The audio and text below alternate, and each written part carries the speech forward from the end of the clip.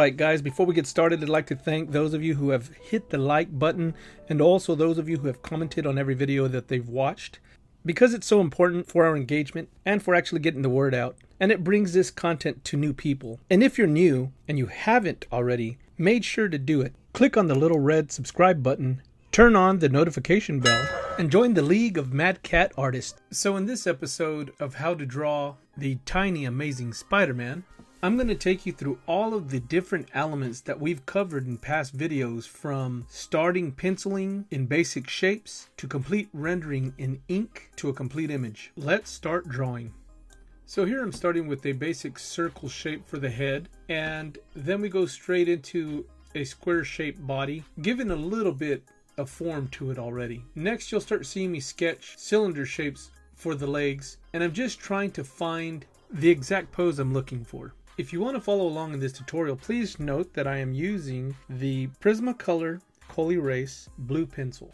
The reason for using the blue pencil in this piece of artwork is I didn't want to see rough gray pencil lines after I'm done inking, and when you draw lightly with this blue pencil, it's very rare that you'll see a lot of these sketch marks that you've done unless you've pressed really hard.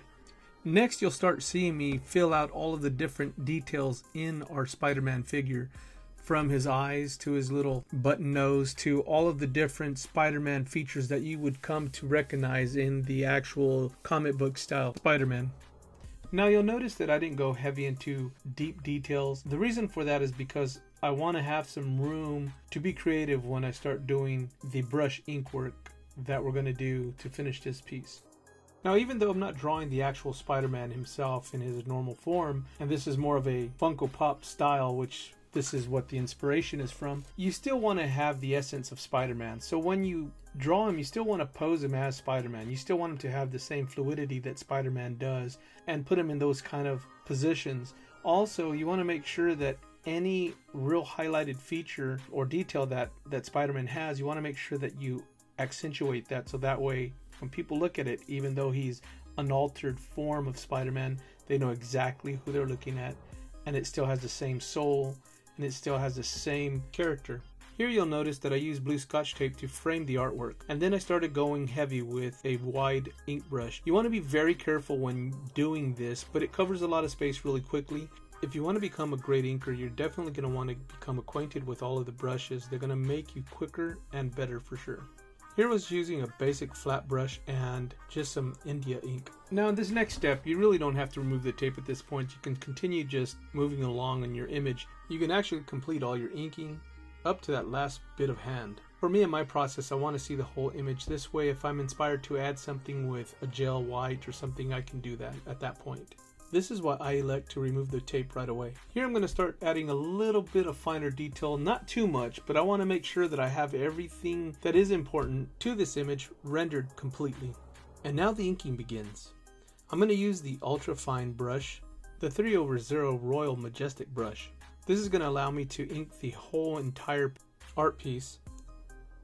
Now you don't have to do it with this brush. You guys can use the Pigma marker or whatever pens you're comfortable with. There's no wrong or right way to really do this, but if you want to get good and you want to become better, you have to go into that place where you're uncomfortable, and this is super uncomfortable because you can ruin this image at any point in time by dropping ink or even making a stray line, or whatever the case may be. The line gets too thick, you blop over a finger. It's intimidating, but with practice everything becomes better. And if you do happen to make a mistake, remember, just like the eraser, we have whiteout.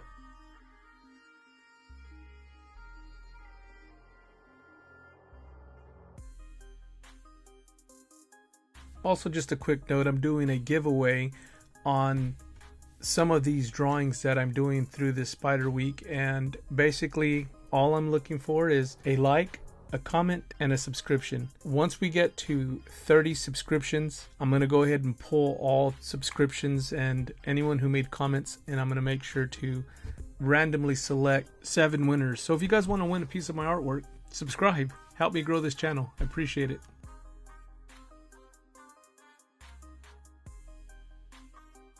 Now here I'm using the Jelly Roll 08, and I'll tell you right now, this pen is amazing. Unfortunately, my pen ran out of ink, or actually it dried up. I hadn't used it in a while. But you definitely want to get one of these things because they really add a lot of highlight to your image. I had to go into this thing with paint versus this pen.